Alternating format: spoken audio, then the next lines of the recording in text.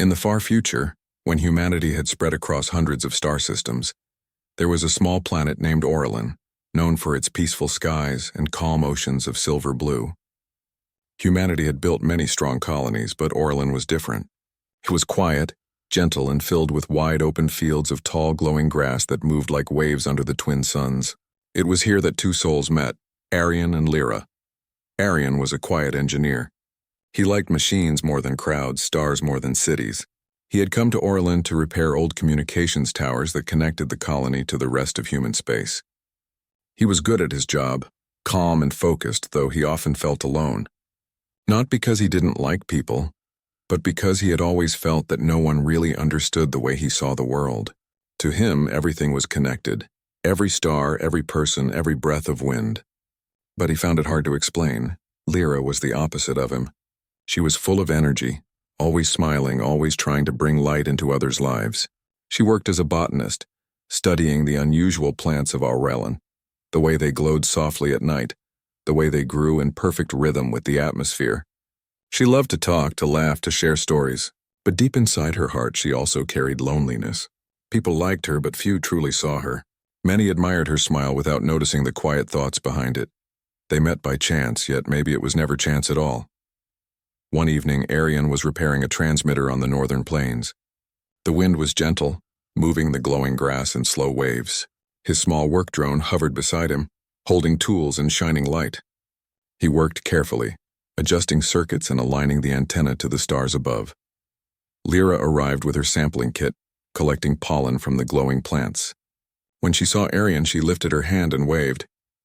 "You're the new engineer," she said warmly. Arian looked up, surprised someone was speaking to him. "Yes, Arian, you're botanist?" Lyra laughed. "Yes, I study these plants. They grow towards sound, not just light. They respond to music," Arian blinked. "Music?" "Yes," Lyra said, kneeling near a plant.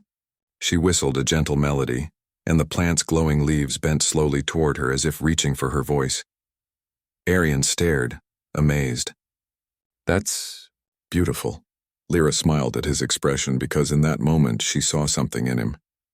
Not loneliness, not silence, a soft heart waiting for someone who could hear it. She sat next to him. "You're not from here, right?" "No," Arian answered. "I worked on the frontier colonies before. Orlan is different, peaceful. That's why I came," Lyra said. "I was tired of busy places, tired of noise. I thought maybe here I could understand myself." Arian hesitated, then said quietly, "I think I'm still trying to understand myself." Their eyes met. There was no sudden spark, no dramatic moment of destiny, just understanding, a gentle one. Days turned into weeks. They began to meet often. Sometimes they walked through the silver fields. Sometimes Lyra showed Arian how the plants change shape at night, glowing brighter when the moons aligned. Sometimes Arian taught her how the communication towers listened to the stars. Hearing signals from distant worlds, their conversations were simple, but they felt full. They talked about dreams, about fears, about wanting to belong. Lyra would talk with excitement, telling stories with her whole heart. Arian would listen quietly, but when he spoke, his words were always thoughtful, meaningful, like he had been thinking about them a long time. People in the colony soon noticed. Some said they looked good together. Some said they were too different. But Arian and Lyra were not thinking about the world. They were thinking about each other. One evening, they stood on a cliff overlooking the northern ocean. The sky was full of stars, more than one could count. The glowing waves below moved like liquid light. Lyra leaned on the railing, her voice soft. "Arian, do you believe love has to be perfect?" Arian thought for a long moment before answering. "No, I think love is something you choose. Every day. Even when it's difficult. Especially when it's difficult." Lyra smiled a little, but her eyes were sad. "I'm not perfect. I talk too much. I feel too much. And sometimes I hide my sadness behind smiles." Arian turned to her, gentle, steady. "And I'm quiet. I close myself off. I don't always know what to say.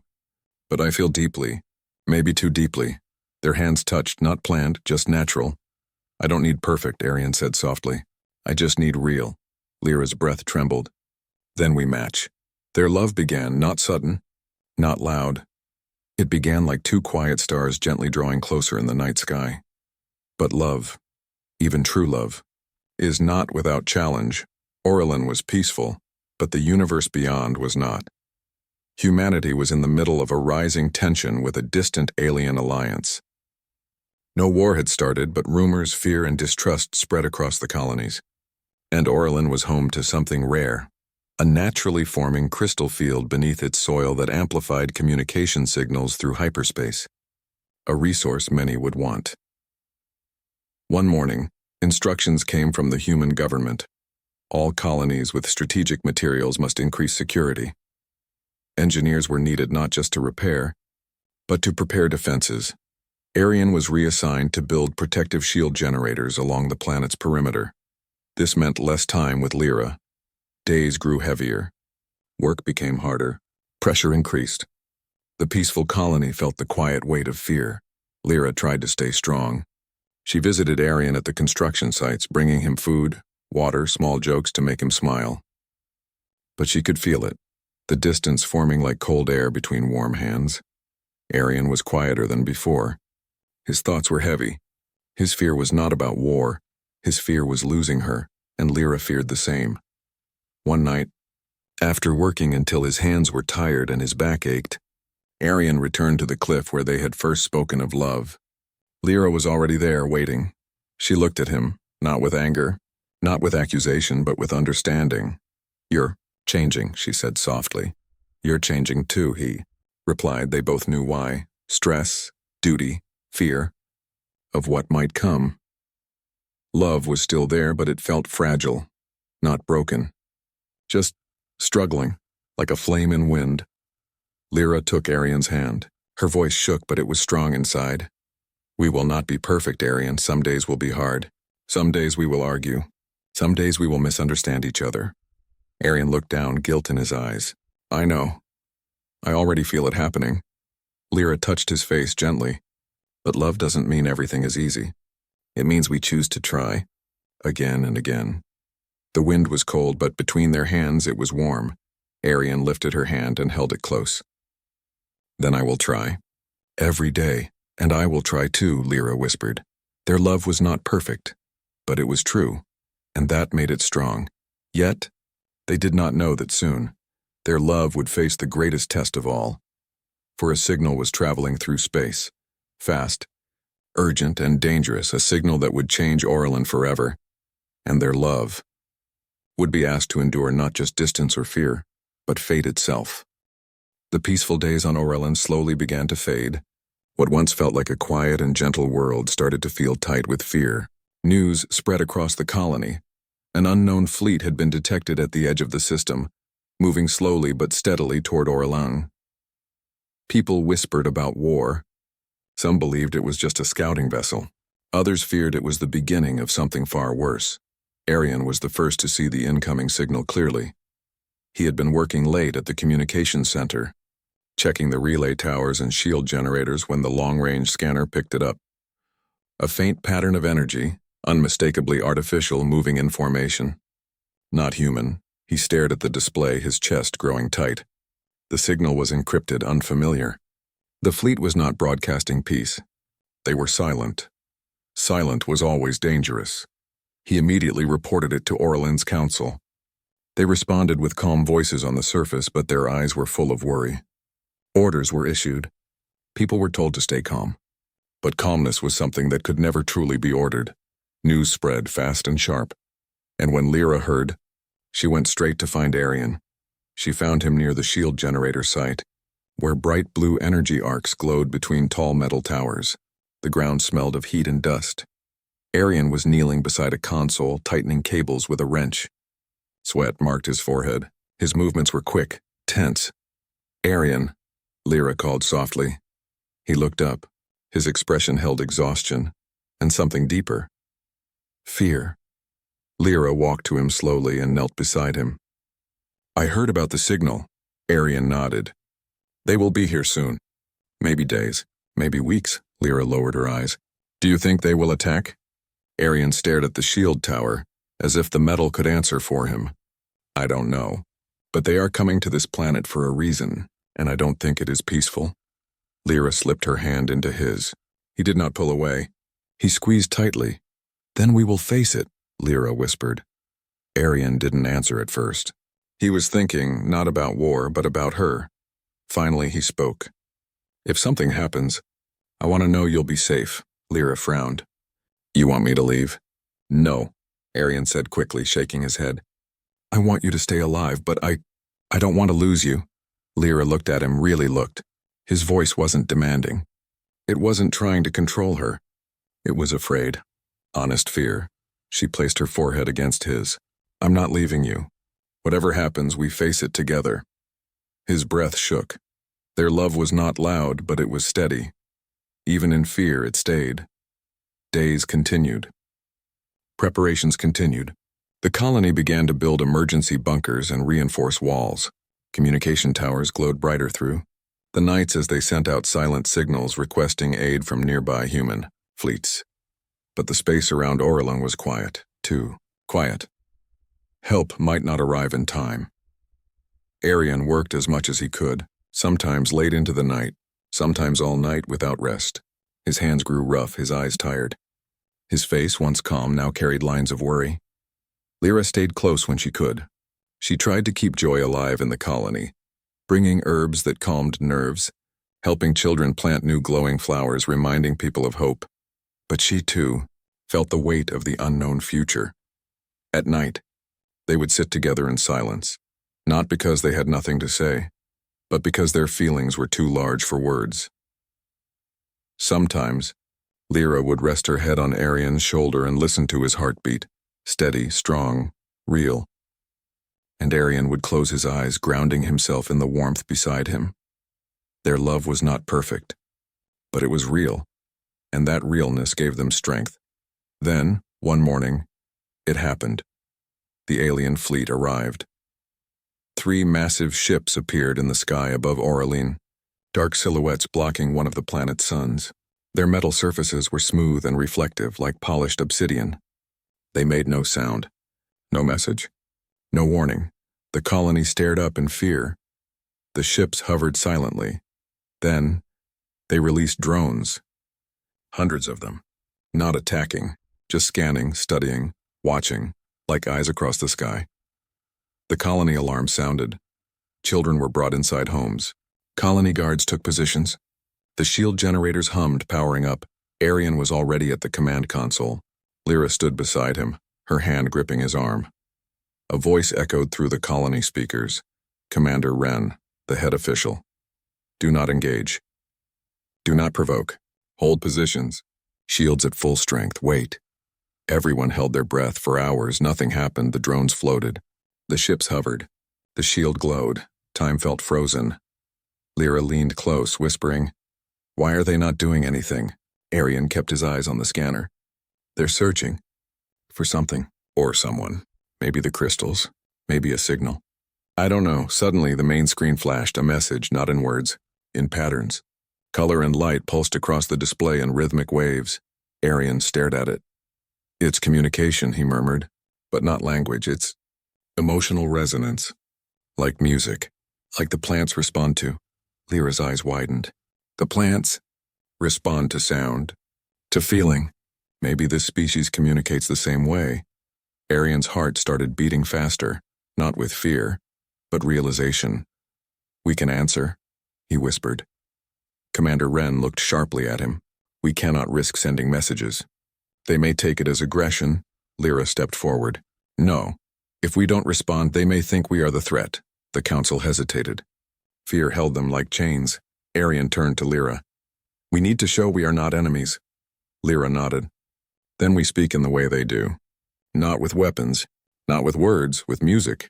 She stepped to a console, adjusting the colony broadcast frequency to match the, fluctuating energy of the alien.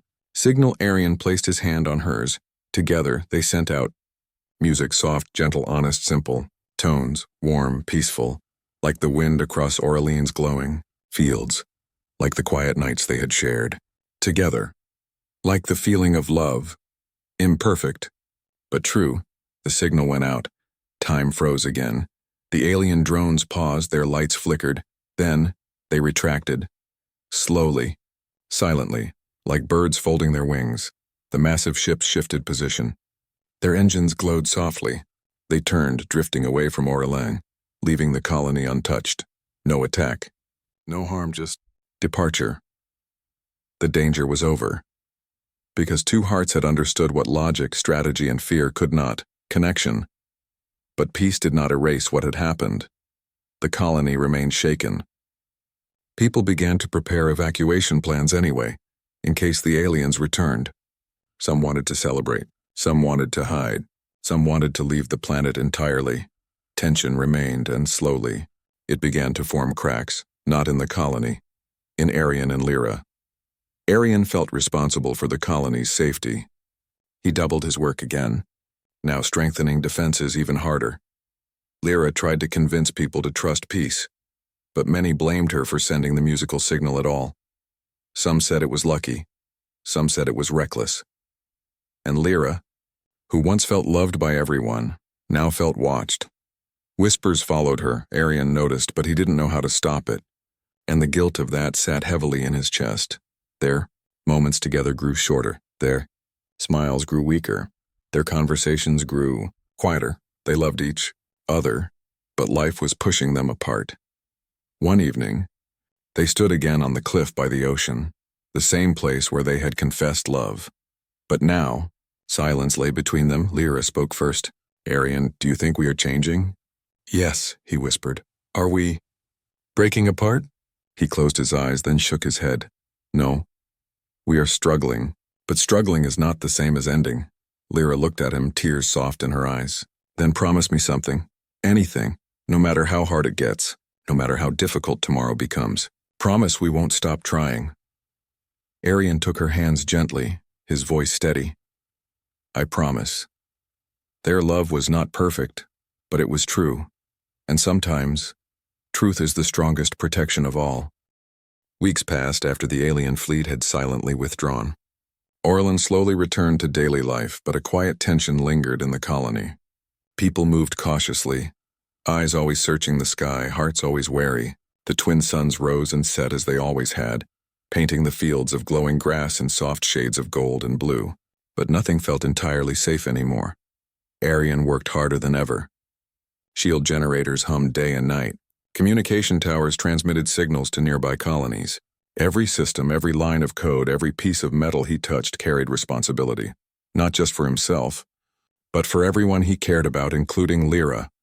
Lyra, meanwhile, struggled to return to her peaceful routines. She tried to nurture the glowing plants and comfort the frightened children, but whispers followed her wherever she went.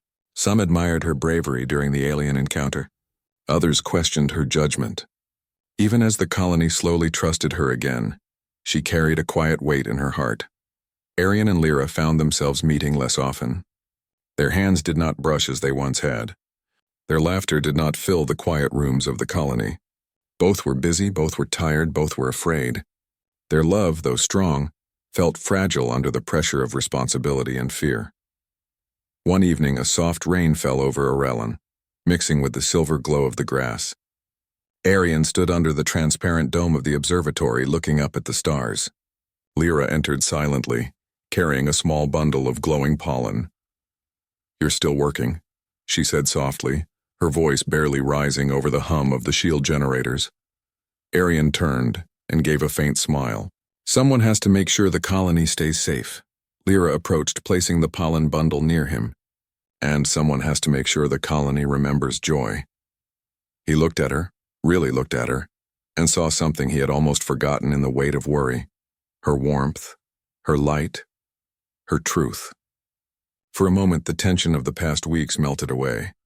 They sat together, silent at first. The rain tapped lightly on the dome above, a soft rhythm like the heartbeat of the planet itself. "I'm scared," Lyra whispered after a while. "Not just of them coming back, but of losing what we have." Arian's hand found hers. "I'm scared too," he admitted. "But I realized something. Love isn't about not being afraid. It's about holding on anyway." Lyra smiled, though tears threatened to fall. "Even when it's not perfect?" "Especially when it's not perfect," Arian said. Days later, the colony received another signal.